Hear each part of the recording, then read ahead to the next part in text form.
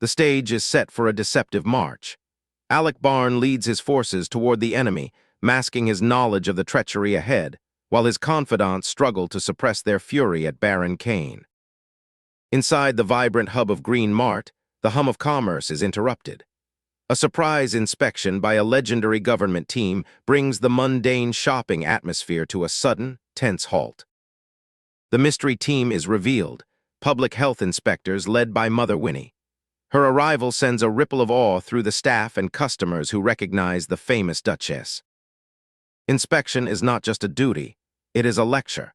Mother Winnie guides her team through rigorous protocols, ensuring every facility in Baymard meets the highest standards of safety.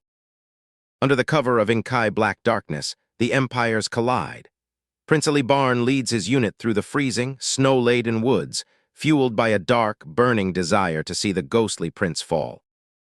From a different flank, Connor advances with his own hidden agenda. He dreams of not just victory, but of seizing Barn's favor and ruling in the aftermath of the coming slaughter. The forest erupts. The silence of the night is shattered by the whistle of arrows, as Princely Barn's forces are met with a deadly, prepared defense that they did not see coming.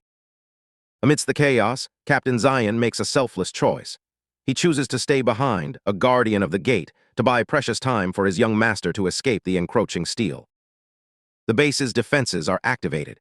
Traps and boulders turn the forest floor into a death trap, as Captain Zion unleashes every weapon to slow the momentum of the invaders. Brutality meets necessity.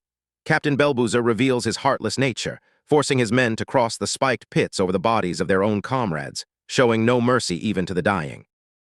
William Barnston prepares his final gambit. Even as his base burns, he writes to the only person he trusts, ensuring the hope for the future doesn't perish tonight. He moves like a ghost among his own guards. William Barnston adopts the guise of a common warrior, hiding his true identity to keep his men moving towards safety without them trying to save him. Confusion breeds distrust. When the two armies meet, they find themselves locked in a surreal stalemate, realizing that two different princes have aimed their sights on the same target.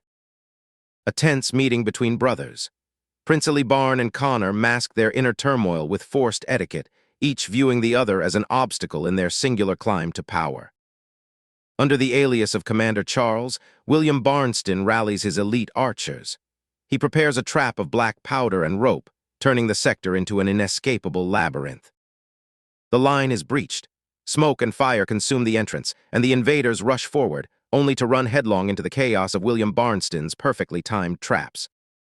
Chaos descends upon the sector.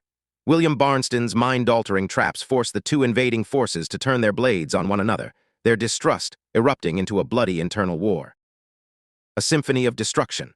William Barnston's master plan unfolds as hidden barrels ignite, turning the terrain into a wall of fire that halts the invaders' progress once again. With his men sent to safety, William Barnston stands alone. He chooses his own ending, donning his signature mask to greet his inevitable captors with defiance. The confrontation begins. Connor and Princely Barn loom over the captured prince, their curiosity overshadowed by their greed, demanding the secrets of his hidden empire. The ground trembles as a new force arrives. Modern vehicles roar into the snowy estate, effectively cutting off the two princes and turning the tables in a heartbeat. The final boss enters the fray.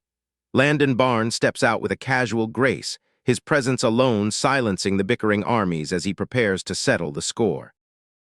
Words are his sharpest weapon. Landon Barn trades barbs with the brothers, his cool demeanor highlighting just how out of their depth the two princes truly are. The battle turns into a dance. Festus and the Baymardian soldiers perform with lethal efficiency, using their superior weaponry to systematically dismantle the invading ranks. Death arrives like a shadow. Landon Barn charges into the fray, leaving the princes with no choice but to face the might of Baymard as he fights to rescue his kin.